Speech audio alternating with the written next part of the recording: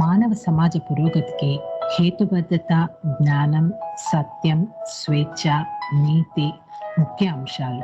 వీటిని ఆధారంగా చేసుకుంటూ భారత కాలమానం ప్రకారం ప్రతి ఆదివారం రాత్రి 9:30 గంటలకు టోరీ హ్యూమనిస్ట్ అవర్లో సమకాలీన సామాజిక అంశాలను, సాహిత్య, సాంస్కృతిక అంశాలను మానవవాద కోణంలో చర్చించుకుందాం. రండి, మీ సంశయాలను, మీ అభిప్రాయాలను మాతో పాటు పంచుకోండి.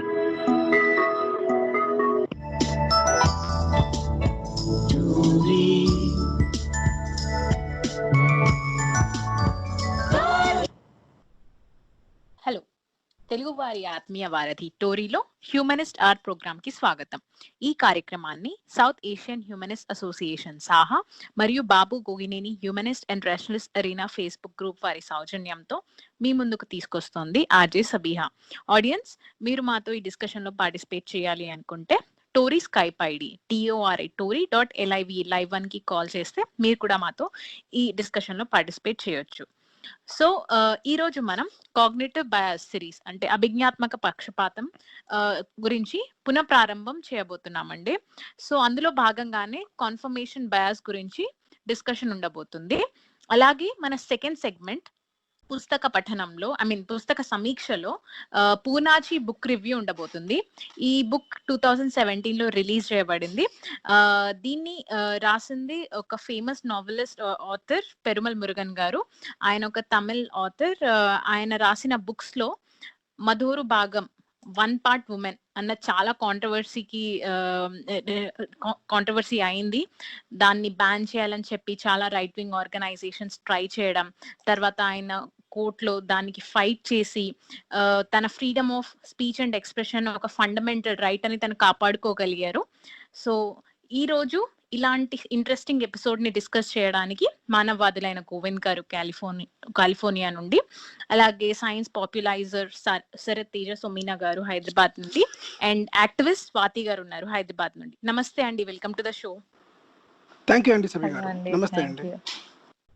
థ్యాంక్ యూ అండి. అయితే మనం చర్చలోకి వెళ్ళిపోదాము. డెఫినేషన్ ప్రకారం చూసుకుంటే కాన్ఫర్మేషన్ బయాస్ అంటే టు కన్ఫర్మ్ అవర్ బిలీఫ్స్, అంటే మన నమ్మకాలు మనం కన్ఫర్మ్ చేసుకోగలిగే ఇన్ఫర్మేషన్ ని మనం వెతుక్కోవడం అనేలాగా ఉంది. సో దీని ఎగ్జాంపుల్స్ తో వివరించగలరా గోవింద్ గారు? యా, తప్పకుండా రండి. అంతకుముందు మనం ఈ సిరీస్ లోని చాలా వివరంగా రకరకాల బయాసెస్ గురించి మనం చెప్పుకున్నమాట. అంటే ముఖ్యంగా ఎవరైతే వాళ్ళు రేషనలిస్టులు అనుకుంటున్నారో, ఎవరైతే మేము ఓపెన్ మైండెడ్ అనుకుంటున్నారో, ఎవరైతే మేము స్కెప్టిక్స్ అనుకుంటున్నారో ఎవరిని వదిలిపెట్టదు అనమాట. ఇది ఈ కన్ఫర్మేషన్ బయాస్ అన్నది. కన్ఫర్మేషన్ బయాస్ అన్నది ఏంటి, ఎందుకు జరుగుతుంది అని తెలుసుకోవడం ద్వారా మనం ఆబ్జెక్టివ్ అనాలిసిస్, అంటే మనకున్న న్యూస్ అంటే మన వివరణ డేటా కానీ, మనకున్న చుట్టుపక్కల ఉన్న మనకి చూస్తున్న పరిస్థితులను కానీ, ఆ ఈవెంట్స్ ఏదైతే ఉన్నాయో ఆ సంఘటనలు కానీ అన్నింటినీ మనం ఒక హేతువాద దృక్పథంతో చూసినప్పుడు ప్రతి వ్యక్తి కూడా ఈ కన్ఫర్మేషన్ బయాస్ అనేది ఎంతో కొంత ఉంటుందన్నమాట. అయితే ఈ కన్ఫర్మేషన్ బయాస్ ఎక్కడ ఉంది, ఎంతవరకు మనం రియలిస్టిక్ డేటాను తీసుకోవచ్చు అన్న దాని గురించి వివరణాత్మకమైన విశ్లేషణతో కూడిన చర్చ అనమాట ఇది. మీరు చెప్పింది కరెక్ట్ డెఫినేషన్. మీరు చెప్పింది కరెక్ట్ డెఫినేషన్ కన్ఫర్మేషన్ బయాస్ అన్నది. అసలు యాక్చువల్గా కన్ఫర్మేషన్ బయాస్ అన్నది ఎందుకు వస్తుంది, ఏ ఎగ్జాంపుల్స్ అంటే ఎటువంటి ఉదాహరణలు మనం తీసుకుని ఏది కన్ఫర్మేషన్ బయాస్ అని చెప్పచ్చు అంటే, చాలా మంది మీకు తెలిసిందే నాలెడ్జ్, మీరు చెప్పిందే వేదం, మీరెంత చెప్తే అంత అన్న టైప్లో ఎక్కువ మంది అవతల వాళ్ళు చెప్పింది ఎందుకు నమ్మరు అంటే, అన్నీ మీకే తెలిసినట్టు చెప్పడం అనే విషయం ఏదైతే ఉందో అక్కడ ఒక విషయాన్ని మనం నమ్ముతున్నామని, ఆ విషయాన్ని అవతల వాళ్ళు నమ్మడం లేదన్న మధ్య వచ్చిన డీవియేషన్ కారణంగా వచ్చిన ఒక అపోహ అనమాట అది. అంతే తప్ప అక్కడ ఉన్నది ఎంత నిజం అన్నది కాకుండా అది నువ్వు చెప్పావు కనుక నేను నమ్మడం లేదు అన్నది. అదే విధంగా మనం బిలీవ్స్, మనకున్న ఈ ప్రెజ్యుడిస్, మనకు అంతకు ముందున్న విశ్వాసాలు కానీ, ఏవైతే నమ్మకాలు కానీ ఉన్నాయైతే వాటిని ఎవరైతే చెబుతున్నారో వాళ్ళనే గురువులుగా మనం యాక్సెప్ట్ చేయడం అనమాట. అటువంటి గురువులను కానీ, స్వామీజీలను కానీ ఎందుకు మనం యాక్సెప్ట్ చేస్తామంటే, వాళ్ళు మన నమ్మకాలకి, మన విశ్వాసాలకి అనుగుణంగా మాట్లాడుతూ ఉంటారు అనమాట. అందువల్ల మనం నమ్మడం జరుగుతుంటారు. కరెక్ట్. యాక్చువల్గా ఏంటంటే ఇట్ ఇస్ ఒక వల్నరబిలిటీ మాట. అంటే చూసారా, ఒక స్కేప్ గోట్ అన్నట్టుగా మన దగ్గర ఒక బలహీనత ఉన్నప్పుడు అవతల వాళ్ళ బలహీనతని ఒక అడ్వాంటేజ్ గా తీసుకొని ఆ బలహీనత ద్వారా వాళ్ళ వ్యాపారం కానీ వాళ్ళ స్వార్థపూరితమైన కొన్ని పనులు కానీ ఎలా నెరవేర్చుకోగలుగుతారంటే అది మనకున్న నమ్మకాలని కన్ఫర్మ్ చేస్తూ అంటే ధృవీకరిస్తూ చేస్తున్నాం అన్నమాట ఇవన్నీ కూడా. అంటే ఓవరాల్గా అంటే ఒక దాన్ని తులనాత్మకంగా అంటే మనం ఒక పూర్తిగా ఒక దాన్ని మనం క్షుణ్ణంగా కనుక అధ్యయనం చేసినట్లయితే ఈ కన్ఫర్మేషన్ బయాస్ అనేది 4 మేజర్ కేటగిరీస్లో అంటే 4 మేజర్ పిల్లర్స్లో మనం దీన్ని నిలపచ్చు అనమాట. అదేంటంటే ఒకటి not seeking out objective facts, అంటే మనం వస్తుగతమైన భౌతిక ధర్మాలు ఏవైతే ఉన్నాయో వాటిని మనం పరిగణలోకి తీసుకోకపోవడం అనమాట. తర్వాత రెండోది ఏంటంటే మనకి ఉన్న మీరు చెప్పింది అనమాట, మనకి ఉన్న పూర్వ విశ్వాసాలు కానీ నమ్మకాలు కానీ అంటే ఫర్ ఎగ్జాంపుల్ పునర్జన్మని కానీ లేకపోతే ముఖ్యంగా ఈ కర్మ సిద్ధాంతం లాంటిది అనమాట, కర్మ సిద్ధాంతం లాంటిది కానీ ఇటువంటివి ఏవైనా ఉన్నాయంటే ఆ నమ్మకాలకు అనుగుణంగా బాహ్యంగా ప్రతిదీ జరుగుతూ ఉందనుకోవడం అనమాట. అంటే ఉదాహరణకి ఉమెన్ పీరియడ్స్ టైంలో కనుక పికిల్ని కనుక ముట్టుకుంటే అది బూజు పట్టి పాడైపోతుంది అన్న నమ్మకం మీకు ఉందనుకోండి, దాన్ని కన్ఫర్మ్ చేసే వాళ్ళు చాలా మంది ఉంటారు అనమాట. ఎందుకంటే మీరు చూసిన ఎగ్జాంపుల్స్ అన్నీ కూడా పచ్చడిని ఓపెన్ చేసినప్పుడు ఆ టైంలో కనుక ఉమెన్ ముట్టుకున్నట్లయితే అది పాడైపోయింది అనుకోండి.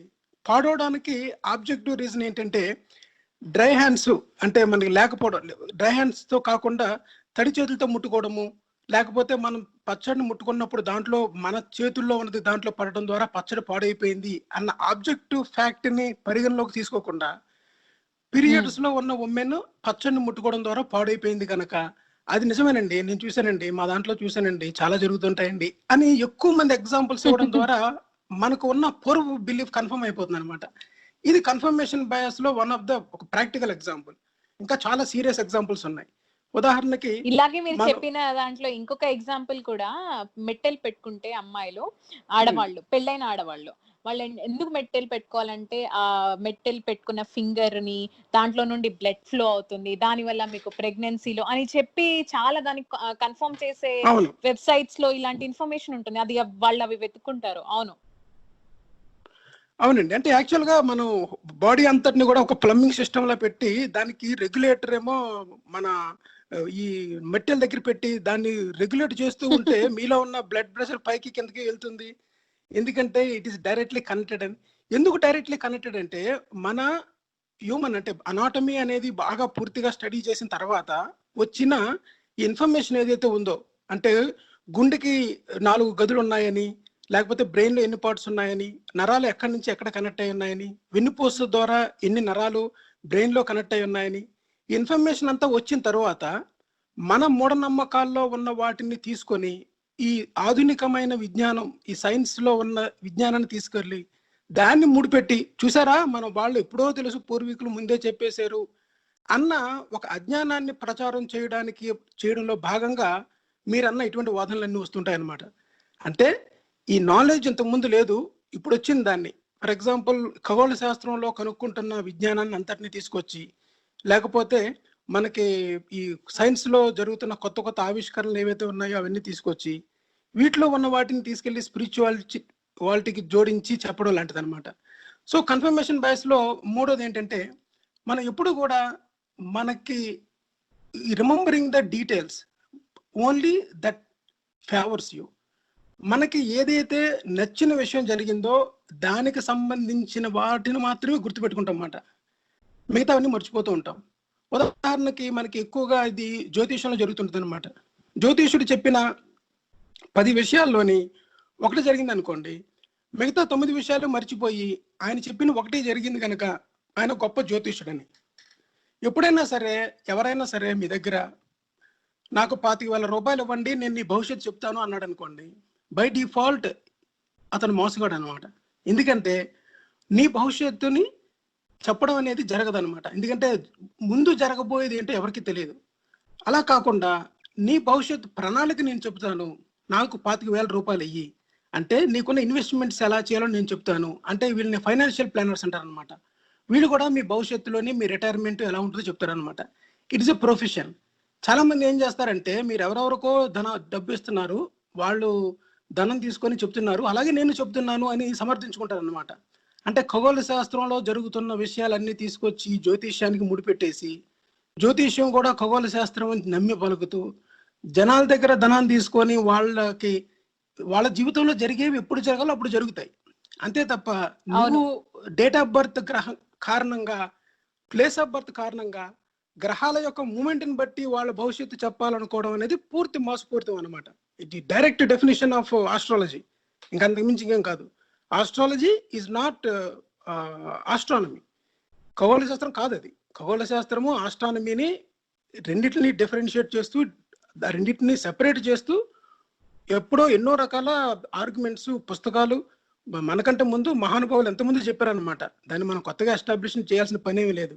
కానీ ఎప్పుడైతే మీ నమ్మకాలకి అనుగుణంగా ఎవరైనా ఏదైనా చెప్తున్నారంటే దానిపైన ఆ బేసిస్ మీదుగా మీరు అవతల వాళ్ళని నమ్మి మీ విశ్వాసాన్ని బలపరుచుకోవడం ఏదైతే ఉందో అదే కన్ఫర్మేషన్ బయాస్ అనమాట. అంటే ఉదాహరణకి మన ఫ్రెండ్ ఎవరైనా మనకి ఫోన్ చేసి మీరు ఒక ఈమెయిల్ పెట్టారు, అతను రిప్లై ఇవ్వలేదు. ఫోన్ చేశారు, అయినా రిప్లై ఇవ్వలేదు అనమాట. తర్వాత ఏమో మీరు అతన్ని రకరకాలుగా 2-3 ఫ్రెండ్స్ ద్వారా కూడా రీచ్ అవ్వడం ట్రై చేశారు, కానీ అతను మీకు రిప్లై ఇవ్వలేదు. వెంటనే మీరు ఏం కన్ఫర్మ్ చేసుకుంటారంటే హీఈస్ అవాయిడింగ్ యూ. అతను నా స్నేహాన్ని, అంటే అది కోరుకోవట్లేదు, నన్ను దూరం చేసుకోవడానికి ప్రయత్నిస్తున్నాడు అని కన్ఫర్మేషన్కి వచ్చేస్తారనమాట. నిజానికి చూసుకుంటే అతను ఎక్కడో రిమోట్ ప్లేస్లో స్టక్ అయిపోయి ఉండొచ్చు. అతను కొన్ని పరిస్థితుల్లోని ఒక పర్సనల్ లాస్ వల్ల, దేనివల్ల అవుట్ సైడ్ వరల్డ్కి గత కాలంగా ఎవరితో మాట్లాడకపోయి ఉండొచ్చు. కారణాలు ఇవి ఆబ్జెక్టివ్ ఫ్యాక్ట్స్ అంటారు అనమాట. ఈ ఫ్యాక్ట్స్ని అనుగుణంగా ఈ ఫ్యాక్ట్స్ని పరిగణలోకి తీసుకోకుండా మీరు అతను నన్ను అవాయిడ్ చేస్తున్నారు అన్న విషయాన్ని మీ రీసెంట్ ఈవెంట్స్ అనమాట, అంటే ఈమెయిల్ పంపించారు, రిప్లై ఇవ్వలేదు, టెక్స్ట్ మెసేజ్ పంపించారు, రిప్లై ఇవ్వలేదు, ఇవన్నీ కూడా మీ విశ్వాసాన్ని బలపరుస్తాయి అనమాట. యాక్చువల్గా కన్ఫర్మేషన్ బయాస్ అనేది this is one of the best example. మనం మన అనే వారిని ఎలా అపార్థం చేసుకుంటాము అంటే, ఎన్నో మెయిల్స్ పంపించాను అయినా సరే నాకు రాలేదు, నేను కాల్ చేశాను, అదే నేను పార్టీలో నేను చూసినా సరే ముఖం తిప్పేసుకుంది, పార్టీలో నేను మాట్లాడదాం అన్నా సరే నాకు టైం ఇవ్వలేదు, నిజమే నేనంటే చాలా కోపం ఉంది అన్న విషయాల్ని పరస్పరంగా మనం ఎలా ఇతరులని అపార్థం చేసుకుంటాము అన్న విషయానికి కన్ఫర్మేషన్ బయాస్లోని మనం డే టు డే ప్రాక్టికల్ ప్రాబ్లమ్స్లో చూడొచ్చు అనమాట.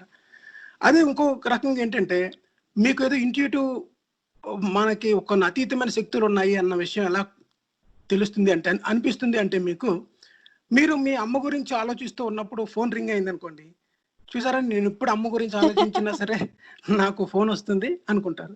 కానీ ఇక్కడ మనం ఇగ్నోర్ చేసే విషయం ఏంటంటే, మీరు చాలా ఇంత ముందు రోజులన్నిటిలో కూడా అమ్మ గురించి ఆలోచించనన్ని ప్రతిసారి కూడా అమ్మ నుంచి ఫోన్ వచ్చి ఉంటుంది. ఆ విషయాన్ని మనం పరిగణలోకి తీసుకోవాలన్నమాట. అదే విధంగా అమ్మ గురించి ఆలోచిస్తున్న ప్రతిసారి కూడా అమ్మ దగ్గర నుంచి ఫోన్ వచ్చి ఉండదు, అది కూడా పరిగణలోకి తీసుకో. ఈ రెండింటిని మనం పరిగణలోకి తీసుకోకుండా అమ్మ గురించి ఆలోచించినప్పుడు వచ్చిన ఫోన్ని పరిగణలోకి తీసుకోవడం ద్వారా మీకేదో అవును అమ్మ గురించి అమ్మ అంటేనండి ప్రేమ, అంటే అమ్మ ప్రేమేనండి, అమ్మ ప్రేమని మించింది లేదండి అని ప్రేమ గురించి చెప్పినప్పుడు అమ్మ ప్రేమ ఒకటే కాదు, ఇట్స్ లవ్ అనేది ఒక రకమైన ఎమోషన్. దాన్ని పూర్తిగా మనం మన ఎమోషనల్గా మనం కనెక్టెడ్ కనుక, పరస్పరంగా మనం కొన్ని బాధ్యతలు మనకు ఉంటాయి కనుక అవి నిర్వర్తించడంలోని సహజంగా ఒక సెల్ఫిష్ జీన్ అని ఒకటి చెప్పుకున్నాం ఒకసారి అనమాట. అంటే వై మదర్స్ లవ్, మదర్స్ కానీ మన అనే వాళ్ళు ఎందుకు మనం ప్రేమిస్తాం అన్నది ఒక ప్యూర్ బయలాజికల్ ఎంటిటీలోని ప్యూర్ బయలాజికల్గా అనాలిసిస్ చేసి ఆన్సర్ చేయొచ్చు. అలా చేయడం వల్ల కొన్ని బేస్ ఎమోషన్స్, రిలేషన్స్ ఏవైతే ఉన్నాయో ఫేడ్ అయిపోతాయి అనమాట. అందుకని మనుషుల మధ్య రిలేషన్ని ఒక ఎమోషనల్గా ముడిపెట్టి అడ్రస్ చేయడం జరుగుతుంది, దాన్ని డినై చేయలేము.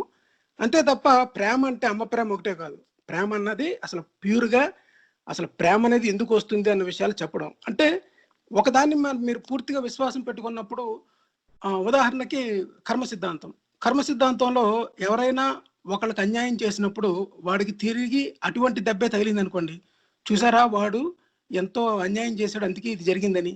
నేను చూశానండి, చాలా కామన్ అనమాట. ఒక ట్రైన్ పెట్టులో చాలా మంది సజీవ దహనం అయిపోయారు అనుకోండి, దాన్ని కూడా కర్మ సిద్ధాంతంతో ఎక్స్ప్లెయిన్ చేయడము, దిశ మరణం, అలాగే నిర్భయ దారుణమైన ఘటన, అలాగే స్కూల్ పిల్లలు బస్సు ఒకటి ఒక రైలు ట్రాక్ మీద ఉన్నప్పుడు పడిపోయింది ఒకటి. ఒకసారి ఓకే. హైదరాబాద్ లోనే ఎప్పుడో స్కూల్ బస్సు రైల్వే గేట్ దగ్గర ఉంటే రైలు వచ్చి గుద్దినట్టుంది. అది ఒక అవును, అవును. అదొకటి. ఇటువంటి ఘటనలన్నీ కూడా మీరు కర్మ సిద్ధాంతంలోని ఎక్స్ప్లెయిన్ చేయలేరు. ఎందుకంటే కర్మ సిద్ధాంతం అనేది మీరేమనుకుంటున్నారంటే, అంటే ఎవరైతే అనుకున్నారో, అంటే మూఢనమ్మకాల జాబితాలోని మొట్టమొదటిగా చేర్చవలసింది కర్మ సిద్ధాంతం. చాలా మంది ఏమనుకుంటారంటే మూఢనమ్మకాలంటే ఈ పిల్లి ఎదురు రావడము, నిమ్మకాయలు తొక్కడము, లేకపోతే చేతబడి, అవి మూఢనమ్మకాలు అనుకుంటారు. అవి కాదు. ఒక సొసైటీని టోటల్ గా రాంగ్ డైరెక్షన్ లో ఏదైతే తీసుకెళ్తుందో అది పెద్ద మూఢనమ్మకం అనమాట. సరే, అయితే ఈ స్పిరిచువాలిటీ అనేది ముఖ్యంగా మీరు ఎప్పుడైనా మేఘాల్లో కనుక చూసినట్లయితే మీకు ఒక త్రిశూలం కనిపించింది అనుకోండి, చూసారా ఈరోజు శివరాత్రి అందుకే త్రిశూలం కనిపించింది అనుకుంటారు. అలాగే కొంతమందికి మేఘాల్లోని సాయిబాబా కూడా కనిపిస్తారండి. అవునవును, సాయిబాబా కనిపిస్తుంది, అదే జీసస్ కనిపించవచ్చు, మేరీమాత కనిపించవచ్చు. అలాగే కొంతమందికి కుందేలు, తాబేలు, డైనోసార్ కనిపించవచ్చు. మీరు బాగా కనుక ఆలోచించే వాళ్ళకి మీ సన్నీ లియోన్ కూడా కనిపిస్తుంది. ఎందుకంటే మనం బ్రెయిన్ లో, అంటే ఇది ఒక ఫిలసాఫికల్ పాయింట్ ఆఫ్ వ్యూ అనమాట.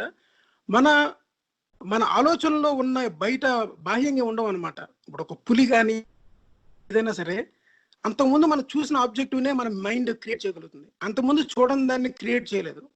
సో దట్ ఎగ్జిస్టెన్స్ అలాగే సైన్స్ అనమాట. కొంతమందికి సైన్స్ కనిపిస్తూ ఉంటాయి దారిలోని వస్తున్నప్పుడు అనమాట. ఏదైనా మంచి జరుగుతున్నప్పుడు శకునాలు అనేవి. అలాగే మీరు రామాయణంలో చూసుకుంటే, రామాయణం అనేది ఒక శకున శాస్త్ర పుస్తకంగా చెప్పుకోవచ్చు అనమాట. ఎన్నో రకాల వర్ణనలు, ఎన్నో రకాల శకునాలు, జ్యోతిషానికి సంబంధించిన విషయాలు రామాయణంలో ఉంటాయి. అంటే ఏదైనా మంచి కానీ చెడు కానీ జరుగుతున్నప్పుడు నాకు కొన్ని సైన్స్ కనిపిస్తాయని. ఇటువంటి సైన్స్ కనిపించడం అనేది కూడా కన్ఫర్మేషన్ బయాసిస్ లోకి వస్తుంది అనమాట. అలాగే మనకి కొన్ని, ఇంకా శరత్ గారు ఉన్నారు కనుక నేను ఒక 3 minutes లో దీన్ని కంక్లూడ్ చేసి శరత్ గారికి ఇస్తాను నేను. ఈ కన్ఫర్మేషన్ బయాస్ అన్నది rejecting altogether anything against our belief. అంటే మన విశ్వాసానికి వ్యతిరేకంగా ఏదైనా ఉన్నట్లయితే ఆ వ్యతిరేకతని మనం యాక్సెప్ట్ చేయకపోవడం అనమాట. Even though data is showing that, మన ఎదురుగా మనకి పర్ఫెక్ట్ ఫ్యాక్ట్స్ అన్ని కూడా కనిపిస్తున్నా, డేటా కూడా కనిపిస్తున్నా సరే దాన్ని మనం పూర్తిగా డెనై చేయడం అనమాట. ఎందువల్ల అంటే which is against our belief. అందుకనే ఇప్పుడు ఎవరైనా ఒక స్వామీజీ మంచివాడు కాదని కానీ ఆయన చెప్పేవన్నీ, ఇప్పుడు ఫర్ ఎగ్జాంపుల్ గరికపాటి నరసింహారావు గారు చెప్పేవన్నీ కూడా ఆయన చెప్పేదంతా, ఆయన ఏదో హేతువాదిలాగా కనిపిస్తాడు కానీ పైకి మాట్లాడడానికి, కానీ ఆయన చెప్పిన దాంట్లోనే అసలు వాస్తవికత లేదండి. ఆయన రకరకాలు చెప్తుంటాడు, కాకి ఎలా చేసింది, నెమలి ఎలా చేసింది చెప్తుంటాడు అని చెప్పామనుకోండి, దాన్ని పూర్తిగా రిజెక్ట్ చేస్తారు. ఎందువల్ల అంటే మీ కన్ఫర్మేషన్ ఏం చెప్తుందంటే, మీకు గురువు గారు అన్నీ తెలుసు, ఆయన ఏం చెప్పినా సరే ఒక మహావేదం లాంటిది, ఆయన చెప్పిందే ఉత్కృష్టమైన జ్ఞానం, వీళ్ళందరూ కూడా మన హిందుత్వం మీద లేకపోతే వీటిని వ్యతిరేకించేవారు అని ఉంటుంది అనమాట. ఇటువంటి నమ్మకాలు ఎప్పుడైతే మీరు పెట్టుకున్నారో అప్పుడు వాటికి అగెనిస్ట్ గా మనం ఏదైనా చెప్పాలనుకున్నప్పుడు దాన్ని పూర్తిగా ఎందుకు రిజెక్ట్ చేస్తారు అంటే అది మీ ఈగోని దెబ్బతీస్తుంది అనమాట. అంటే ఎనీథింగ్. అండ్ ఆల్సో ఇంకొక విషయం ఏంటంటే, ఇక్కడ ప్రతి దాన్ని కూడా మనం ఏమైనా విషయాన్ని గుర్తుపెట్టుకున్నప్పుడు 2 ముఖ్య కారణాలు చెప్తారు. అసలు ఎందుకు కన్ఫర్మేషన్ బయాస్ అనేది మనలో జనరేట్ అవుతుందంటే 2 కారణాలు. ఒకటి ఏంటంటే కోరికలు, రెండోదేమో విశ్వాసాలు అనమాట. అంటే మనలో ఉన్న కోరికలు, మనలో ఉన్న విశ్వాసాలు, ఈ 2 ఏవైతే ఉన్నాయో ఆ రెండిటికి అనుగుణంగానే మనిషి నడుచుకుంటూ ఉంటాడు అనమాట. ఎప్పుడైతే మీకు దానికి వ్యతిరేకంగా ఏదైనా బాహ్య ప్రపంచంలో మీకు కనిపించినప్పుడు మిమ్మల్ని ఏదైతే కృంగతీస్తుందో దాన్ని మీరు యాక్సెప్ట్ చేయరు. ఉదాహరణకి కర్మ సిద్ధాంతం తీసుకున్నా, అద్వైత సిద్ధాంతం తీసుకున్నా, అదేవిధంగా మీరు ట్రినిటీ అంటారు అనమాట. అంటే యెహోవా, జీసస్, పరిశుద్ధాత్మ, ఈ ముగ్గురు ఒకళ్ళే అన్న విశ్వాసాన్ని మీరు పెట్టుకున్నప్పుడు ప్రతిదీ ఇది చెప్పిన వాళ్ళ వెమ్మటే మీరు పడతారు తప్ప దీన్ని వ్యతిరేకించిన వాళ్ళని మీరు పూర్తిగా నమ్మరు అనమాట. ఎందుకంటే వాళ్ళని మిమ్మల్ని ఏదో చేయడానికి వచ్చిన వాళ్ళని, లేదా మీరు సైతాన్ బిడ్డలని, లేకపోతే సైతాన్ వాళ్ళ మీద పూని మిమ్మల్ని మార్గభ్రష్టత్వం పట్టించడానికి చేస్తున్నాడని కానీ, ఇటువంటి మాట ఇవన్నీ ఇస్లాం దాంట్లో ఉంటాయి మీకు. అంటే వాడు ఎప్పుడు కూడా మార్గభ్రష్టత్వానికే చూస్తున్నాడు, అనంత కరుణామయుడు, అపార కృపాశీలుడు అయిన మీకు ఈ భగవంతుడు మీకు చూపించే దారిని మళ్లించడానికి ప్రయత్నిస్తున్నాడు గనక మీరు ఇటువంటి మాటలు నమ్మకూడదు అన్న సీడింగ్ గనక మీలో గనక వేసినట్లయితే మీరు ఎప్పుడు కూడా యాక్చువల్ రియల్ డేటాని మీరు పూర్తిగా అవాయిడ్ చేస్తూ ఉంటారు అనమాట. సో బేసిక్గా ఈ నాలుగిట్ల మీద ఉంటుందండి. There are numerous examples we can give. So నేను ఇక్కడతో ఆపి నేను శరత్ గారికి ఏమైనా యాడ్ చేస్తారేమో శరత్ గారికి ఇద్దాం. ఎస్ శరత్ గారు, ఇప్పుడు గోవింద్ గారు చెప్పారు కదా. సో ఇంకొక మన ఫేమస్ జరిగేది ఏంటంటే పొలిటికల్ ఐడియాలజీ ఆర్ పార్టీకి సపోర్టర్స్ కూడా వాళ్ళకి నచ్చినవే వాళ్ళు ఏం చెప్పిన పొలిటికల్ పార్టీ దాన్ని కన్ఫర్మ్ చేసుకుని నమ్మేయడం. అంటే బేసిక్ గా ఇవన్నీ చూస్తే first they want to believe, వాళ్ళు నమ్మాలనుకునే దానికోసం వెతుక్కుంటున్నారు. సో దీన్ని మనం ఎలా అధిగమించగలం అంటారు? అండ్ మీరు చూసిన ఎగ్జాంపుల్స్ వివరించగలరా? తప్పకుండా సబియా గారు. సో గోవింద్ గారు మనకి చాలా డీటెయిల్ గా ఎక్స్ప్లెయిన్ చేశారండి కన్ఫర్మేషన్ బయాస్ అంటే ఏంటన్నది. అంటే చిన్నగా చెప్పుకోవాలంటే, అంటే మనం సాధారణంగా మనందరం ఏమనుకుంటాం అంటే, వినే శ్రోతలు అసలు అందరం మనం రేడియో షోలో ఉన్న వాళ్ళతో సహా అందరం అనుకుంటాం అంటే, మన ఒపీనియన్స్ అనేవి, మన అభిప్రాయాలు అనేవి కొన్ని ఏళ్ల తరబడి మనం హేతుబద్ధంగా ఆలోచించి చాలా ఆబ్జెక్టివ్ గా విశ్లేషణ చేసి మనకు మనం అనుభవపూర్వకంగా తెలుసుకుని ఏర్పరచుకున్నాము అని మనందరం అనుకుంటాం. కానీ నిజమే, కానీ చాలా వాస్తవం ఏంటంటే మన అభిప్రాయాలు అనేవి చాలా వరకు మనం ఏమనుకుంటున్నాము అన్నదాన్ని నిర్ధారణ చేసుకుంటూ అట్లాంటి సమాచారం సేకరిస్తూనే ఏర్పరచుకున్న అభిప్రాయాలని మనకి అర్థమవుతుంది. ఇది మ్యాటర్ ఆఫ్ ఫ్యాక్ట్ అనమాట. సో ఇదే కన్ఫర్మేషన్ బయాస్ అంటే. సో కన్ఫర్మేషన్ బయాస్ అంటే ఏంటంటే మనం ఎందుకు ఫలానాది మన అభిప్రాయాలు ఏమైతే అనుకుంటామో మనము వాటి నిర్ధారణ కోసమే ప్రయత్నిస్తాం, కానీ వాటిని ఛాలెంజ్ చేయడానికి కానీ లేకపోతే వాటి గురించిన సమాచారాన్ని సేకరించడానికి మనం విఫలం అవుతాం. అంటే మనం ఏం చేస్తామంటే మనం ఏమైనా పుస్తకాలు ఏమైనా సమాచారం సేకరించినా అది కన్ఫర్మేషన్ కోసం మాత్రమే చేస్తాం, కానీ ఇన్ఫర్మేషన్ కోసం చెయ్యం. సో అది కన్ఫర్మేషన్ బయాస్ వల్ల వచ్చే సమస్య ఇదనమాట. ఇప్పుడు కొన్ని డైలీ లైఫ్ ఉదాహరణలు తీసుకోవాలనుకుంటే, ఇప్పుడు మీరు ఒక కార్ కొందాం అనుకున్నారండి. ఉదాహరణకి ఏదో అంటే అంత పాపులర్ గా కాకపోయినా ఏదో ఒక కార్ కొందాం అనుకున్నారు, కార్ మోడల్. సడన్ గా మనం బయటకు వెళ్ళేసరికి, అంటే ఇప్పుడు అయితే బయటకు వెళ్ళట్లేదు కానీ మామూలుగా ఇది వరకు ఫుల్ ట్రాఫిక్ ఉన్నప్పుడు బయటకు వెళ్తే సడన్ గా అలాంటి కార్లన్నీ చూస్తూ ఉంటాం మనం. అదే మోడల్ కార్స్ అన్ని కనబడుతుంటాయి మనకి. లేకపోతే మనకు తెలిసిన వాళ్ళు, లేకపోతే మనకు ఒక కంపెనీలో ఉద్యోగం వచ్చింది అనుకుందాం, మనకు తెలిసిన వాళ్ళకి వచ్చింది అనుకుందాం, చుట్టాల్లో చాలా కనబడుతూ ఉంటుంది కదా. సో ఎవరికైనా మన చుట్టాల్లో తెలిసిన వాళ్ళకి ఒక కంపెనీలో ఉద్యోగం వస్తే సడన్ గా ఆ కంపెనీ హోర్డింగ్లని కనబడుతుంటాయి మనకి. లేకపోతే న్యూస్ లో కంపెనీ కనబడుతూ ఉంటుంది మనకి, పేపర్ లో కనబడుతూ ఉంటుంది, లేకపోతే ఆ కంపెనీ తాలూకు ప్రొడక్ట్స్ సర్వీసెస్ మనకి ఎక్కువ కనబడుతూ ఉంటాయి. లేకపోతే మనం ఏమైనా కొన్నాం అనుకోండి, ఉదాహరణకి సడన్ గా మనకి ఏం తెలుస్తుంది అంటే అది చాలా మంచి ప్రోడక్ట్ అని, దాని రివ్యూస్ అన్ని పాజిటివ్ రివ్యూస్ అయి మనకు కనబడుతుంటాయి. సో ఇదంతా ఏంటంటే అన్ని మంచి సెక్యునములే అంటే ఇదేనేమో. ఎగ్జాక్ట్లీ. సో అవునండి, ఇది ఏంటంటే ఇప్పుడు మీరు ఇది చాలా కొంత పెర్వేసివ్ గా కూడా తయారవుతుంది. మీరు ఆల్కెమిస్ట్ అని ఒక పుస్తకం ఉంటది, నవల్. అది చాలా పాపులర్ పుస్తకం. అది బహుశా top 10 best sellers of all time లో అక్రాస్ హిస్టరీలో అది ఉంటది ఆ పుస్తకం. ఫాలో అది మెటలర్జీను మన సాసర్ స్టోన్, అది దాని పేరేంటి, సాసర్ ఆల్కెమిస్ట్. రైట్. అంటే దాంట్లోనే ఒక మెటీరియల్ కోసం ట్రై చేస్తూ ఉంటారు అన్నమాట. దాని ఒక అతీత శక్తులు కలిగిన ఒక అద్భుతమైంది పరుసవేది లాంటిది ఒక దాన్ని ప్రయత్నిస్తూ ఉంటారు వాళ్ళు. అవును. సో అంటే ఆ నవల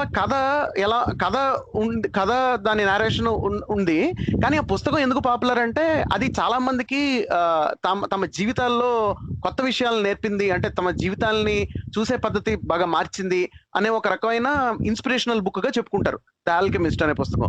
మీరు చాలా మంది సెలబ్రిటీలు, బాలీవుడ్ యాక్టర్లు, వీళ్ళందరూ మీరు మీ ఫేవరెట్ పుస్తకం ఏంటంటే స్టాండర్డ్ ఆన్సర్ ద ఆల్కెమిస్ట్ వస్తుంది అనమాట. వాళ్ళు అట్లీస్ట్ మోస్ట్ ఫేవరెట్ కాకపోయినా టాప్ 3 ఫేవరెట్ పుస్తకాలండి. అంటే నేను విమర్శించట్లేదు, అంటే చెప్తున్నా, అంటే it's a very popular book. And అంటే ఏంటంటే చాలా మంది చదువుకుంటారు at some point of time in there lifes ఈ పుస్తకం. నేను కూడా చదివాను. సో ఈ పుస్తకం ఏంటంటే అసలు మొదట చెప్పే అంశం ఏంటంటే, మీరు కనుక ఏమైనా అనుకుంటుంటే విశ్వం మొత్తం దానికి సహాయపడుతుంది అనేది ఫస్ట్ లెర్నింగ్ పాయింట్ అన్నమాట ఈ సినిమాలోంచి. The universe conspires to make your wish happen అని చెప్పని. ఇది పక్కా ఎగ్జాంపుల్ ఆఫ్ కన్ఫర్మేషన్ బయాస్ అన్నమాట. సో అంటే పుస్తకం మొదటి చాప్టర్ లోనే కన్ఫర్మేషన్ బయాస్ తో మొదలవుతుంది అది. సో అంటే ఏంటంటే ఇప్పుడు మనం ఒకటి అనుకుంటే అన్ని కలిసి వస్తాయి, అలా అవసరం లేదు. సో ఇక్కడ ఏంటంటే ఎట్లాగైతే మనం ఒక కార్ మోడల్ కొందాం అనుకుంటామో, మనం అంటే మరీ టాటా ఇండికా లాంటిది కాదు. టాటా ఇండికా క్యాబుల్ బొచ్చుడు కనబడతాయి మీకు చుట్టూ, కానీ అట్లాంటిది కాదు. ఏదైనా ఒక సపోజ్ ఏదో ఏదో మారుతి వాళ్ళది ఏదో వితారా బ్రేజా ఏదో కొందాం అనుకున్నారు అనుకోండి, సడన్ గా అవే కనబడుతుంటాయి కార్లు మీకు చుట్టూ. సో ఇదంతా ఏంటంటే మీకు యూనివర్స్ ఏమి కన్స్పైర్ చేయట్లే, మీకు ఈ కారు చూపిస్తూ మన మెదడు చూపిస్తుంది అనమాట. ఇదంతా కన్ఫర్మేషన్ బయాస్ అనమాట. అంటే మనం ఏదైతే మన అభిప్రాయం కూడా ఏర్పరచుకున్నామో దాని తగ్గట్టు ప్రపంచాన్ని చూస్తూ ఉంటాం. సో అదే కనబడుతుంది, వేరే కనబడవు. వేరే కనబడినా మనం ఇగ్నోర్ చేస్తాం. సార్ ఇక్కడ పాయింట్ అండి, ఇక్కడ ఒక పాయింట్ ఏంటంటే యూనివర్స్ మొత్తం అంతా కూడా ఒక వెబ్ లాగా, మన ఇంటర్నెట్ లాగా కనెక్ట్ అయ్యింది. మీరు ఈ పాజిటివ్ థింకింగ్ అండ్ దెన్ ఇంకోటి ఏంటి పాజిటివ్ ఎనర్జీ ఇలా చేస్తూ ఉంటే యూనివర్స్ ప్రకృతి కూడా అనుసంధానం పొందిస్తుందని అయ్యి మీ ఆలోచనలకి మీకు ఒక మార్గదర్శకత్వం చూపిస్తుంది అన్న ఒక స్పిరిచువల్ సూడో సైన్స్ ఒకటి బాగా అవును. ఇది ఏంటంటే ఇది కన్ఫర్మేషన్ బయాస్ కి పరాకాష్ట. ఇది ఏంటంటే మనం ఆలోచిస్తున్నట్టు ప్రపంచం మనకు కనబడుతుంది, కానీ ప్రపంచం మన ఆలోచన తగ్గట్టు ఉందని అనుకోవడం అనేది ఇంకా దీనికి ఇంకా other side of the coin అన్నమాట. అంటే ఇప్పుడు మనం చెప్పుకున్నట్టు universe conspires to make your wish happen అని, లేకపోతే లా ఆఫ్ అట్రాక్షన్ చూడండి. అంటే ఏంటి, మీరు పాజిటివ్ గా ఆలోచిస్తే యూనివర్స్ మీకు పాజిటివ్ గా రెస్పాండ్ అవుతుంది, నెగిటివ్ గా ఆలోచిస్తే యూనివర్స్ నెగిటివ్ గా మీకు రెస్పాండ్ అవుతుంది. అయితే కరోనా అనేది నెగిటివ్ రెస్పాన్స్ అంటారు ఇప్పుడు. అంటే నాకు తెలిసి చాలా అందుకే ఇప్పుడు నిజంగా అండి, ఇప్పుడు ఎలా అనుకుంటారంటే ఇప్పుడు చూడండి, చాలా మంది అంటుంటారు మనం చేసిన పాపాలకు ఫలితం అని చెప్పని. ఇదంతా ఈ టైప్ థింకింగే. అంటే ఏంటంటే సంబంధం లేని వాటి మధ్య సంబంధం అన్వయించుకోవడం, అంతేకాకుండా మన ఆలోచనకి ప్రపంచం పనిచేసే తీరుకి లింక్ పెట్టేయడం. సో వీటిలన్నిటికి మూల స్తంభంగా కన్ఫర్మేషన్ బయాస్ ఉంటుంది. అంటే కన్ఫర్మేషన్ బయాస్ వల్ల ఏవైతే జరుగుతుందో వాటిని చాలా రాంగ్ గా ఇంటర్ప్రిట్ చేయడం జరుగుతుంటుంది. సో ఇప్పుడు ఏంటంటే, ఇప్పుడు ఇందాక సబియా మీరు ఎగ్జాంపుల్ తీసుకొచ్చారు ఏంటంటే ఈ పొలిటికల్ పోలరైజేషన్ ఉంది కదా అని చెప్పని. మొత్తం ఈ హోల్ ఎంటర్ప్రైజ్ ఆఫ్ పోలరైజేషన్ ఉంది చూడండి. అంటే నువ్వు ఈ పార్టీ లేకపోతే నేను ఈ పార్టీని సపోర్ట్ చేయాలి, లేకపోతే నేను ఈ కాజెస్ ని సపోర్ట్ చేయాలి అన్న, అంటే ఒక పోలరైజ్ థింకింగ్ ఉంటుంది చూడండి. అవతల వాళ్ళందరూ పలానా గుంపులో ఉన్న వాళ్ళందరూ మంచోళ్ళు కాదు, మన గుంపులో ఉన్న వాళ్ళందరూ మంచోళ్ళు. ఈ టైప్ థింకింగ్ మొత్తానికి చాలా పునాది కన్ఫర్మేషన్ బయాస్. సో ఈ కన్ఫర్మేషన్ బయాస్ వల్ల సమస్యలు ఏంటంటే, ఇది ఇట్ గోస్ వితౌట్ సేయింగ్ ఏంటంటే విమర్శనాత్మకంగా ఆలోచించడం, అంటే క్రిటికల్ థింకింగ్ కి ఇది పెద్ద అవరోధం. సో ఇది ఎంత పెద్ద అవరోధం అంటే, మీకు ఈ కన్ఫర్మేషన్ బయాస్ అనేది ఒక ఆర్గనైజేషన్స్ లో కనబడుతుంది, పాలిటిక్స్ లో కనబడుతుంది, అలాగే ఫైనాన్షియల్ డెసిషన్స్ తీసుకోవడం కనబడుతుంది. ఇంతే కాదండి, సైంటిఫిక్ రీసెర్చ్ లో కూడా కనబడుతుంది. సో సైంటిఫిక్ రీసెర్చ్ లో కూడా కన్ఫర్మేషన్ బయాస్ అనేది చాలా పెద్ద రోల్ ఉంటుంది. అందుకని యాక్టివ్లీ ఏం చేస్తామంటే చాలా ఛాలెంజింగ్ ఎన్వైరన్మెంట్ క్రియేట్ చేసి ఉంటుంది సైంటిఫిక్ రీసెర్చ్ లోను. అలాగే స్టాటిస్టిక్స్ వాడి ఈ కన్ఫర్మేషన్ బయాస్ ని వీడౌట్ చేయడానికి చాలా వాడతారు. సో అది కూడా నేను చెప్తాను. సో ఎసెన్షియల్ గా ఏంటంటే, మనం క్రిటికల్ థింకింగ్ ని, అంటే ఏంటి, మనం ఆలోచిస్తుంది కరెక్టా కాదా అన్న ప్రశ్న ఆలోచననే దెబ్బతీస్తుంది ఈ కన్ఫర్మేషన్ బయాస్ అన్నది. సో ఇది పెద్ద అవరోధం దానికి. రెండోది ఏంటంటే, మనం ఇందాక నేను చెప్పినట్టు కన్ఫర్మేషన్ కోసం మనం చదువుతాం కానీ, లేకపోతే విషయం ఏదైనా వీడియోలు చూడడం కానీ లేకపోతే చేస్తాం కానీ ఇన్ఫర్మేషన్ కోసం చూడం. సో మనం ఏదైతే ముందు అనుకుంటాం, అంటే మనం ఏదైతే ప్రైమ్ అయిపోయి ఉంటామో ఒక ఒపీనియన్ కి, ఆ ఒపీనియన్ ని కన్ఫర్మ్ చేస్తుంది, దాన్ని నిర్ధారణ చేసే సమాచారాన్ని మాత్రమే మనం దాని వెనకాల మనం పడతాం. అంతే తప్పితే దాన్ని విమర్శిస్తున్న దానిలో, లేకపోతే దానికి other side of the coin దాన్ని అసలు మనం పట్టించుకోం. The other point of view కానీ, లేకపోతే దాని వెనకాల ఉన్న రీజనింగ్ ఏంటి అన్నది అర్థం చేసుకోవడానికి ప్రయత్నించాం. సో ఇది అపోజ్ కూడా చేస్తాం. అవునండి. సో ఇట్లాంటి ఎవిడెన్స్ మనకి ఎప్పుడైనా తగిలినప్పుడు మనం దాన్ని మనం రాంగ్ గా ఇంటర్ప్రిట్ చేస్తాం, మనం అపోజ్ చేస్తాం, ఇది తప్పు అని చెప్తాం. మనకి తెలియదు తప్పు ఒప్పో, సింప్లీ బికాజ్ మనం అనుకుంటున్న దానికి, లేకపోతే మనం ఒక 20 గంటలు 30 గంటలు సేకరించిన సమాచారానికి వ్యతిరేకంగా ఉంది కాబట్టి అది తప్పని అనేస్తాం. But that does not mean that it is really wrong. We may be thinking that it is wrong, but we may be thinking like that because of prejudiced reasons or biased reasons. And one example is confirmation bias. So ఇది overall గా అంటే ఈ రెసిపీలో ఇది act అవుతుంది అనమాట. ఇప్పుడు so ఎలా ఉంటుందంటే, మనం ఎట్లయితే ప్రపంచాన్ని చూస్తామో అది కరెక్ట్ అవ్వాలని అనుకుంటూ ఉంటాం అనమాట. సో విష్ఫుల్ థింకింగ్ అనేది డెవలప్ అవుతుంది దీనివల్ల. సో మనం అనుకునే మన నమ్మకాలని, మన అభిప్రాయాలని నిర్ధారించే సమాచారమే మనం దాన్నే మనం సేకరిస్తాం. కానీ కాంట్రడిక్ట్ ఏదైతే చేస్తుందో దాన్ని మనం పూర్తిగా ఇగ్నోర్ చేసేస్తాం, అవి అవాయిడ్ చేస్తాం, లేకపోతే వాటిని విమర్శిస్తాం. అంటే ఈవెన్ దో మన విమర్శ అది సహేతుకంగా లేకపోయినా సరే. సో అది ఇంకొకటి అంటే పెద్ద సమస్య ఏంటంటే ఇది అంటే మనకి చాలా విచిత్రంగా అనిపించవచ్చు. ఇవాళ మనం బతుకుతుంది సమాచార యుగం కదా, ఇవాళ ఉన్నది మనం ఇన్ఫర్మేషన్ ఏజ్ లో. మరి అలాంటప్పుడు ఇన్ఫర్మేషన్ ఏజ్ లో మీరు గూగుల్ సెర్చ్ లాంటి సెర్చ్ ఇంజిన్స్ ఉన్నప్పుడు, వికీపీడియా లాంటివి ఉన్నప్పుడు, లేకపోతే ఇతర ఎన్సైక్లోపీడియా కానీ లేకపోతే రిలయబుల్ సోర్సెస్ ఆఫ్ ఇన్ఫర్మేషన్ ఉన్నప్పుడు మనం తప్పుడు సమాచారం ఎలా సేకరించగలుగుతాం, లేకపోతే తప్పుడు ఒపీనియన్స్ ఎట్లా ఫ్రేమ్ చేసుకుంటాం. సో ఇది అంటే ఇది పైకి ఏదో పారాడాక్స్ లా అనిపించినా నిజానికి కాదు. ఇన్ఫాక్ట్ ప్రాక్టికల్ గా మనం ఏం చేస్తామంటే, మనం ఏం సెర్చ్ చేసినా, ఏ ఇన్ఫర్మేషన్ కోసం వెతికినా మనం వెతుకుతామండి. నేను ఉదాహరణ ఇస్తా, హోమియోపతి అని వెతికామనుకోండి, ఫస్ట్ రిజల్ట్ మనకు వచ్చేది Wikipedia article. Wikipedia article preview కూడా కనబడుతుంది మనకి కుడి పక్క బ్రౌజర్ లో. ఏమని ఉంటది, ఇట్స్ సూడో సైన్స్ అని మొదలవుతుంది. మనం ఏం చేస్తాం, దాన్ని మనం చాలా కన్వీనియంట్ గా ఇగ్నోర్ చేసేస్తాం. ఇగ్నోర్ చేసి నెక్స్ట్ ఏదైతే ఐదో లింక్ 6వ లింక్ హోమియోపతి వాళ్ళ వెబ్సైట్లు ఉంటాయి వాటిలో పోతాం. సో అంటే ఏం చేస్తాం, మనం గూగుల్ సెర్చ్ చేసినా, మనం చేసిన సెర్చ్ కనుక మనకి కావాల్సిన ఇన్ఫర్మేషన్, అంటే మనకు కావాల్సిన ఇన్ఫర్మేషన్ కాదు, కావాల్సిన అభిప్రాయాన్ని కనుక చెప్పబోతే ఆ రిజల్ట్స్ అనేవి మనం మరోమారు ఆలోచించకుండా మనం మళ్ళీ వేరే సెర్చ్ టైప్ చేసేస్తాం. మీ అదృష్టం బాలేక హోమియోపతి అని కొడితే ఫస్ట్ పేజ్ మొత్తం అన్ని హోమియోపతి మీద సైంటిఫిక్ గా ఎక్స్ప్లెనేషన్ ఉన్నవి, క్రిటికల్ గా ఉన్నవి, అంటే ఫ్యాక్ట్ బేసిస్ మీద ఉన్నవి కనబడితే కనుక ఇమ్మీడియట్ గా డస్ హోమియోపతి వర్క్ అని కొట్టేస్తాం మనం క్వైరీ, లేకపోతే హోమియోపతి ఈజ్ వర్కింగ్ అని కొట్టేస్తాం అనమాట గూగుల్ సెర్చ్. సో అంటే ఏంటి, మనం సమాచారం సేకరించకుండా మన అభిప్రాయాలను టైప్ చేసి సెర్చ్ ఇంజిన్ లో దాన్ని సపోర్ట్ చేసే న్యూస్ ఆర్టికల్స్, అదే దాన్ని సపోర్ట్ చేసే సమాచారం చదవడం మొదలు పెడతాం. ఇది చాలా కామన్ బిహేవియర్ అండి. అంటే ఇది శరత్ గారు, ఒక గుట్టగా పోసి ఉన్న రాళ్ళు, రత్నాలు, ముత్యాలు అన్ని ఉన్నప్పుడు మనకి కావలసిన రాళ్ళను మాత్రం ఏరుకోవడం లాంటిది అనమాట. అవునండి, మన దగ్గర సామెత చెప్తారు కదా, అడుక్కునేవాడికి బంగారం ఇస్తే దాంతో బొచ్చ చేయించుకుని అడుక్కున్నాడు అని చెప్పని. సో అంటే ఇది ఏంటంటే, అంటే మనకు కావాల్సిందే మనం చేస్తాం. అంటే మనకు కావాల్సిందంటే మనం ఏదైతే కరెక్ట్ అని అనుకుంటున్నామో, మన అభిప్రాయం ఏదో ఉంటుందో దానికి స్టిక్ అయిపోతాం మనం. అంతే తప్ప ఆల్టర్నేటివ్స్ గురించి మనం ఆలోచించాం. సో ఇది సమస్య అన్నమాట. సో కొన్ని డేంజరస్ ఎగ్జాంపుల్స్ ఏంటంటే, ఇలాంటి బిహేవియర్ వల్ల, అంటే ఇదేదో చాలా తమాషా బిహేవియర్, టైంపాస్ బిహేవియర్ కాదు, దీనివల్ల చాలా దారుణమైన పర్యవసానాలు ఉంటాయి మనందరి జీవితాల్లో. ఒకటి ఏంటంటే, నెంబర్ 1 ఎగ్జాంపుల్ ఈ complementary and alternative medicines.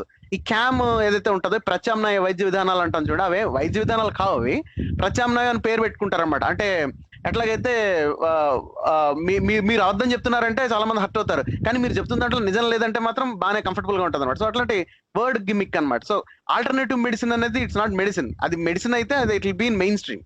So ఇక్కడ ఏంటంటే, ఇప్పుడు ఉదాహరణకి ఈ ఆల్టర్నేటివ్ మెడిసిన్స్ వెనకాల పడేవాళ్ళు, లేకపోతే దాన్ని ప్రమోట్ చేసేవాళ్ళు అందరూ చేసేది ఏంటంటే, బెస్ట్ ఎగ్జాంపుల్ హోమియోపతి అనమాట. దానికి ఏం చేస్తారు, ఏ స్టడీస్ అయితే హోమియోపతి మీద ఎఫెక్ట్స్ కనబడినట్టు చూపించాయో ఆ స్టడీస్ చూపిస్తారు.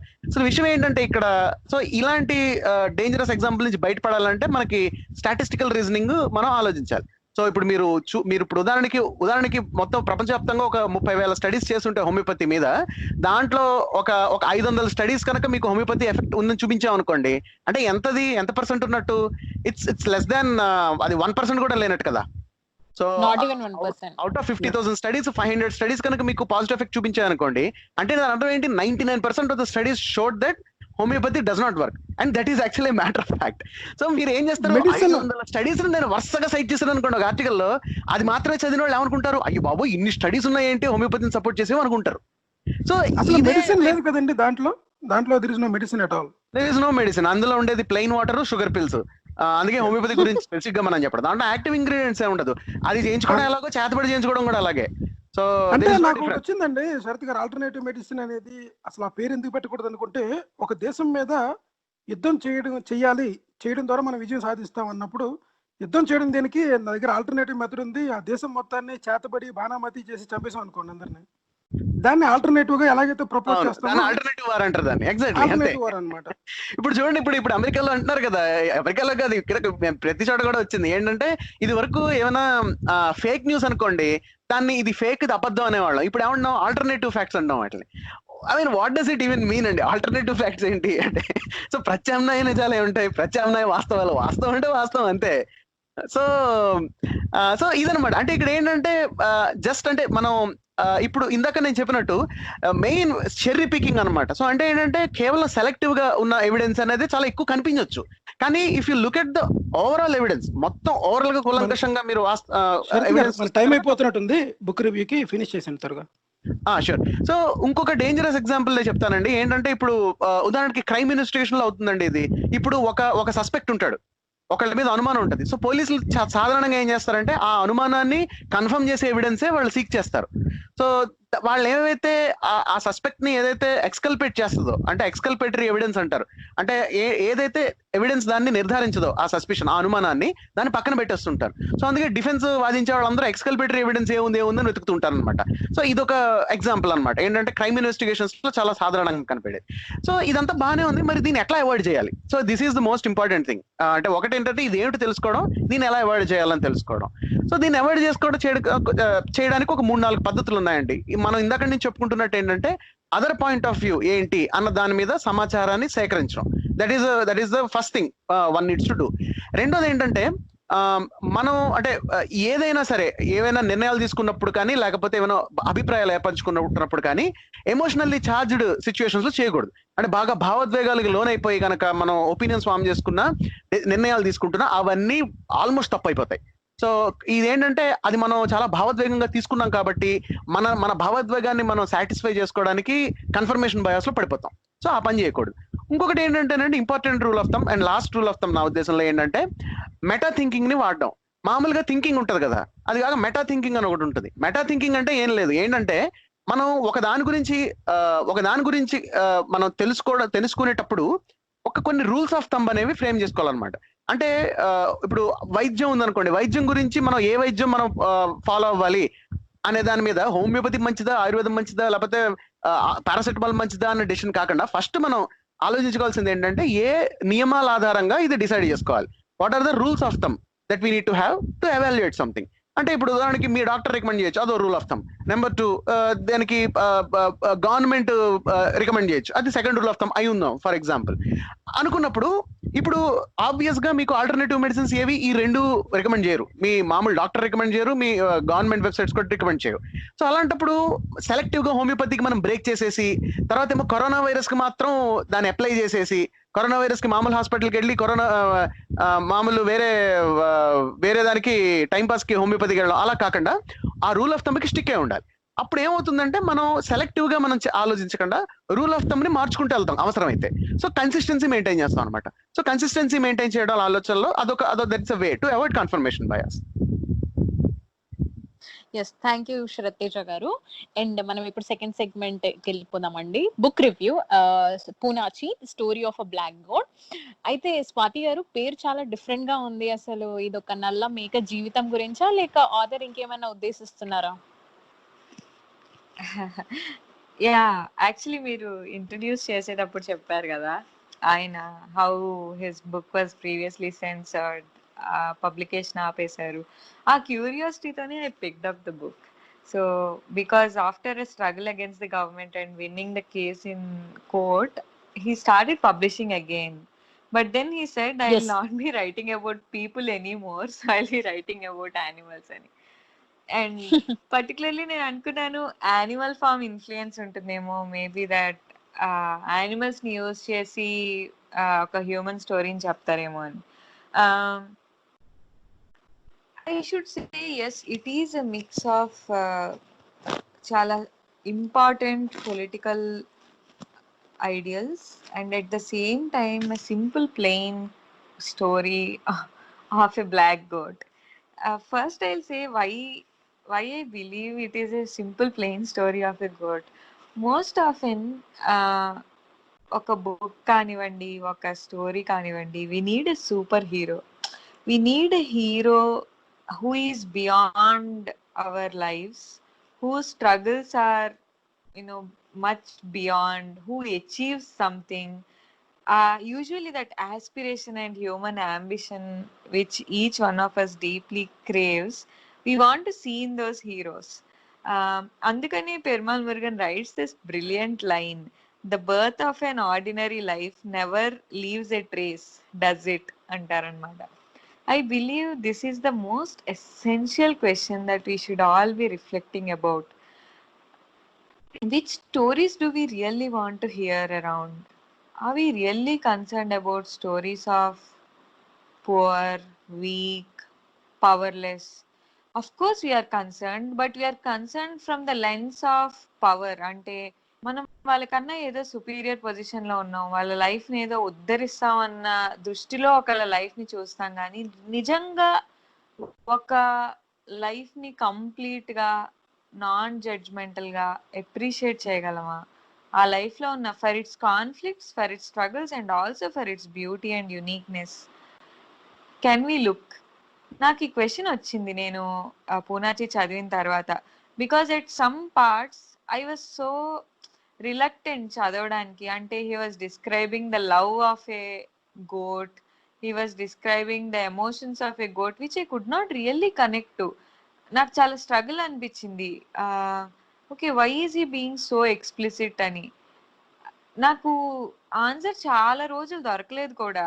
But while I was just reflecting how difficult it is to for us to get out of our, indaka sir వాళ్ళిద్దరు చెప్పినట్టు, of our beliefs and biases and to just look at something else so plainly. I think that's what Poonachi did to me. It has really helped me understand from where I am coming. నా perception ఏంటి ఒకళ్ళ situation మీద, నేను ఎలాంటి వాటిని ఇష్టపడుతున్నాను, ఎటువంటివి చదవడానికి ఇష్టపడుతున్నాను, ఎటువంటి వాటిని అప్రిషియేట్ చేయలేను. నాకు నాలో ఉన్న చాలా బయాసెస్ ని, నాలో ఉన్న పవర్ కాన్ఫ్లిక్ట్స్ ని చాలా ఎక్స్పోజ్ చేసింది ఈ book. So I think I give too much of a review without briefing the story. So it is a black goat. ఒక కపుల్ కి luckily on some rainy day ఒక ఆయన వల్ల దొరుకుతుంది. It is very weak. Okay. ఆ goat ని ఎలాగైనా preserve చేయాలి, దాన్ని ప్రొటెక్ట్ చేయాలి, దాన్ని బతికించాలి అని చెప్పి ఆ ఉమెన్ చాలా స్ట్రగుల్ చేస్తుంది. సో లక్కీలీ అంటే వాళ్ళ దగ్గర ఉన్న ఇంకొక ఫీమేల్ గోట్ యొక్క మిల్క్ ఈ గోట్ కి ఇవ్వడానికి ట్రై చేస్తారు. సో ఇది సర్వైవ్ అవుతుందేమో, ఇంత వీక్ గా ఇంత పల్చగా ఉంది ఏంటిది అని చెప్పి ఆవిడ చాలా స్ట్రగుల్ అవుతుంది బతికించడానికి. బట్ ఆ ఫీమేల్ గోట్ దీంతో మిల్క్ షేర్ చేయదు. సో పాపం పూర్ ఫుడ్ తో ఏదో పల్చటి ఫాడర్ తో దీన్ని బతికిస్తారు. సంహౌ సర్వైవ్ అవుతుంది. But still she an orphan kid. దీనికి సిబ్లింగ్స్ ఉండరు, వేరే అందరూ సిబ్లింగ్స్ ఆడుకుంటూ ఉంటారు. But she almost alone and she weak because she not brought up on mother's milk. Somehow survive అవుతుంది and she falls in love with another goat, of course whom tin express cheyaledu because of the obvious reasons. Not that she is a goat and tan maatladaledu kaadu, not that we don't try to get into someone's skin and understand what they really want, because she keeps expressing, but the owner is in their own in his own mind. So తిన్ని forceful గా ఇంకొకళ్ళతో mate చేయిస్తారు, ఇంకొక goat తో, which he dislikes and hates. But now starts the story of Poonachi. I would say now starts the downfall, because she has a gift where తను ప్రతి birth లో she can give birth to 7 kids. So ఇది ఒక్కసారిగా ఫ్యామిలీకి enormous prosperity, because 7 kids వాటిని నమ్మచ్చు. పూనాచిని చాలా అవును, yes, useful. there's milk, దీన్ని నమ్మచ్చు. సో అండ్ పూనాచితో మేట్ చేయడానికి అందరూ వచ్చారు. Everyone wants these litter now. So suddenly there is so much fame.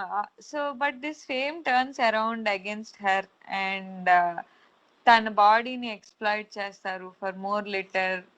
And చాలా మంది వచ్చి విజిట్ చేస్తారు. దీనికి ఏదో స్పెషల్ పవర్స్ ఉన్నాయి అంటారు, ఇందాక సార్ వాళ్ళు అంటున్నట్టు. సో ఏదో మ్యాజికల్ యానిమల్ అని చెప్పి she loses control over her life. Eventually once she enjoys company of her lover, but అతన్ని చంపేస్తారు. because of course again they are weak, they are powerless, and they have nothing. So eventually, like in this long journey, Poonachi loses her energy. Anta litter ni kani she eventually dies. And ఏదైతే family అంత పెంచుతారో అంత love తో ఒక stage లో ఏంటి నువ్వు ఇంత ఇంత మనీ కూడా తీసుకురావు, ఇంతమంది పిల్లల్ని అంటే మేము ఎక్కడ ఫీడ్ చేయాలి, ఆ మమ్మల్ని చంపేస్తున్నావు. సో ఇంకొక ఎండ్ కూడా వెళ్ళిపోతారు అంత లవ్ తో పెంచిన వాళ్ళు. So it shows the two extremes of their behavior, and particularly behavior towards this little goat which is weak and helpless. So on the face of it, this is the story.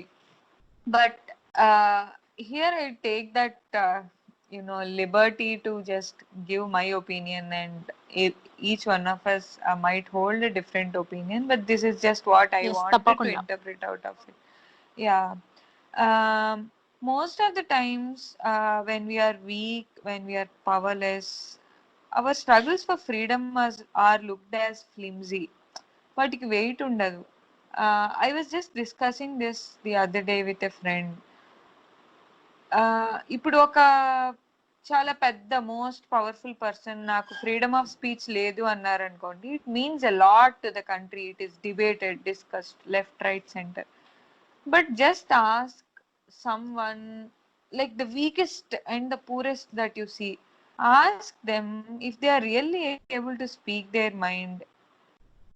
Freedom of expression, what does it mean to them? I don't think we are bothered about it. Those little freedoms which bring back dignity to someone's life, everyday struggle, we are less bothered about it అని నాకు అనిపించింది. Even stories of love, the way we look at it, ఒక story which is deeply struggling, ఆ love కోసం యుద్ధాలు జరిపోవాలి, ఆ love కోసం ఏంటిది మన తెలుగు సినిమాలో చెప్తారు కదా, పెద్ద పెద్ద I'm not getting that recollecting that dialogue, but పెద్ద యుద్ధాలే జరిపోవాలి లవ్ స్ట్రగుల్ కోసం అంటే దానికి అంత వెయిట్ ఉంటుంది. But there is true genuine love in longing. There could be love in ఇప్పుడు LGBTQ ఇష్యూ తీసుకోండి. It's not the way we look at love. Society love ని అలా కాంప్రిహెండ్ చేసుకోలేదు హోమోసెక్షువాలిటీలో. సో ఇమ్మీడియట్లీ అది లవ్ కాదు.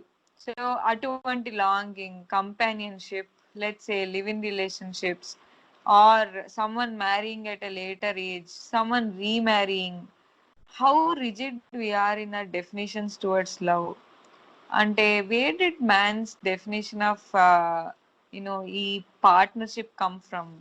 ఈ హెట్రోసెక్షువాలిటీ కానివ్వండి, single partner through life కానివ్వండి, ఎంత రిజిడ్ గా eventually we have become that we are not able to be sensitive to someone's love and longingness. Govind గారు, స్వాతి you గారు, wanted to say something? ఇక్కడ Yes. ఇక్కడ ఒక విషయం చెప్పాలనుకున్నానండి. అంటే ఇప్పుడు ఫర్ ఎగ్జాంపుల్ ఒక వ్యక్తిని విపరీతంగా ఆరాధించడం ద్వారా కూడా మన యొక్క వే ఆఫ్ థింకింగ్ మారిపోతుంది అనమాట. ఉదాహరణకి పవన్ కళ్యాణ్ అండ్ రేణు దేశాయి తర్వాత మ్యారేజ్ చేసుకున్నప్పుడు, ఆ వదినా నువ్వు మ్యారేజ్ చేసుకోకూడదు వదినా, అలాగే ఉండిపోవాలి వదినా అని ఈ పెట్టిన వాళ్ళందరూ కూడా వాళ్ళ అంటే రీమ్యారీయింగ్ అనేది ఆమె ఫ్రీడమ్, ఆమె చాయిస్ అన్నమాట. ఒక వ్యక్తిని విపరీతంగా ఆరాధించడం ద్వారా నువ్వు అమ్మాయిని చేసుకోవద్దని ఎందుకంటున్నావంటే, if Renuka Desai someone else, మన పక్కింటి అమ్మాయి అనుకోండి, ఎవరో మనకి పవన్ కళ్యాణ్ తో సంబంధం లేకపోయినప్పుడు ఆ అమ్మాయి కనుక రీమ్యారేజ్ చేసుకుందంటే అదే పర్సన్ ఎంకరేజ్ చేస్తాడు. కానీ being ex wife of Pawan Kalyan, why are opposing? Because ఒక వ్యక్తి పైన విపరీతమైన ఆరాధన పెంచేసుకొని ఆ వ్యక్తి నుంచి విడిపోయిన ఆమె ఇంకో వాళ్ళని పెళ్లి చేసుకుంటే ఇతని పరువుకి ఎక్కడ భంగం కలుగుతుందో అనే ఆలోచన విధానం కూడా ఈ రీమ్యారేజ్ లోని ఒక రోల్ పోషిస్తుంది అనమాట. వన్ ఆఫ్ ద యాక్చువల్లీ మీరు పరువు అనగానే నాకు గుర్తొచ్చింది, పరువు is like an organ to women అనిపిస్తుంది నాకు. మొత్తం ఫ్యామిలీ యొక్క ఆనర్ అంతా ఉమెన్ బాడీ మీదే రన్ అవుతుందా? Like this so much honour dependent on women's body and women's choices. So yes, so అందుకనేనేమో most of the restrictions that society puts around honor revolves around women and the choices she makes. I think అంటే it's అది time ఒక to విషయం read అండి. this. ఇక్కడ ఇంకొక చిన్న point చెప్తాను. యాక్చువల్గా ఏంటంటే most of the people women ని ఒక ప్రాపర్టీ కింద చూసుకుంటారనమాట. ప్లస్ మగతనానికి చిహ్నంగా తన యొక్క గుర్తింపు దానికి చూసుకుంటారనమాట. ఒకవేళ ఒక ఒక భార్య భర్త వదిలిపోయింది అనుకోండి, వీడు చేతగాని వాడు వదిలిపోయింది అంటాడన్న బాధ ఎక్కువ ఉంటుంది అనమాట. వాళ్ళిద్దరికి పడక వాళ్ళిద్దరి అభిప్రాయాలు కుదరక విడిపోయారు అనుకోవడం కంటే ఇది ఎక్కువగా. తర్వాత ఏంటంటే మోస్ట్ బ్లేమ్ కంట్రోల్లో కమ్స్ టు ఉమెన్. పెట్టలేకపోయాడు. కంట్రోల్లో పెట్టలేకపోయాం అన్నది ఒకటి. తర్వాత ఏమో ఇట్స్ మై ఓన్ ప్రాపర్టీ అని ఫీల్ అవ్వడం అని, ఈ రెండు ప్రధానమైన కారణాలు. తర్వాత ఏంటంటే ఈ పురాణాలు కానీ లేకపోతే మన సాహిత్యం కానీ ఎక్కువగా కూడా ఉమెన్ ని ఒక దేవతగా చిత్రీకరించడానికి at the same time putting her in control with some kind of customs అన్నమాట. ఇవి ఫాలో అవి తీరాలి, లేకపోతే పతివ్రత కాదు, అటువంటి రెస్ట్రిక్షన్ లోంచి పుట్టుకొచ్చిన ఈ భావజాలం ఇది. Yes, so true, so true. There's this dialogue in the movie Malcolm X. So అందులో ఏమంటాడంటే woman is man's prize. So eventually it's seen like marriage is a prize.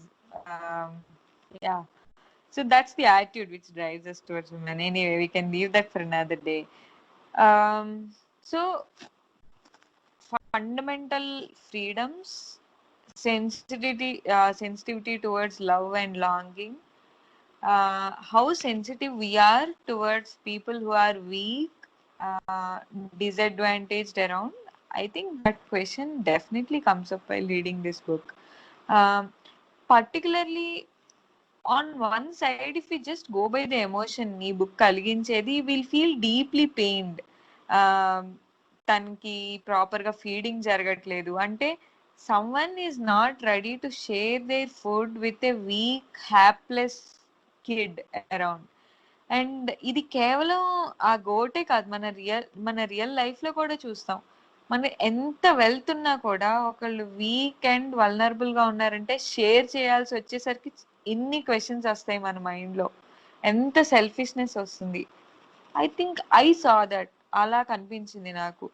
Next, when she's forced to mate someone she hates, as I told, how less a woman has a choice over her bodily needs, and particularly not just women who is weak, extremely vulnerable. So మనం intersectionality అంటాం కదా political science లో. So ఒక upper caste privileged woman కన్నా ఒక lower caste disabled women యొక్క privilege చాలా చాలా తక్కువ ఉంటుంది. So when we're fighting for gender equality, it's very important to include all these sections and fight for justice. So most of the times feminism మీద ఉన్న complaint ఏంటంటే that it has been dominant sections నుంచి వస్తుంది అని. I think it's time to change the narrative and be much more inclusive. నాకు అది కూడా actually Swathi గారు, కనిపించింది. వన్ థింగ్ టు యాడ్ అండి. ఇప్పుడు మీరు ఇందాక చెప్పినట్టు అది ట్రూ, నేను కూడా అబ్జర్వ్ చేశాను. ఇప్పుడు I don't want to mention names, but ఒక రేప్ కేసులో జరిగిన అంటే ఎస్ తనకి ఒక అమ్మాయిని రేప్ చేశారు, దట్ ఈస్ రాంగ్. బట్ దానికి వచ్చిన పీపుల్ అగ్రెషన్ ఆర్ రియాక్షన్, అదే అలాంటి అమ్మాయిలను, లోవర్ క్యాస్ట్ అమ్మాయిలను చాలా మందిని డైలీ బేస్ లో చాలా మంది రేప్ చేస్తున్నారు. But the aggression is not the same. Yes, you're true. Arundhati Roy says this. I mean, she says this చాలా కాన్ఫిడెంట్ గా చెప్తుంది అనమాట. If that person is not from an upper caste, there is less chance that people mobilize. Unfortunately, we have that equation in India and we are not ready to confront it. It is less spoken. It's high time we speak of those intersectional disadvantages అని కూడా నాకు అనిపించింది. Next, the way she is deprived of her children.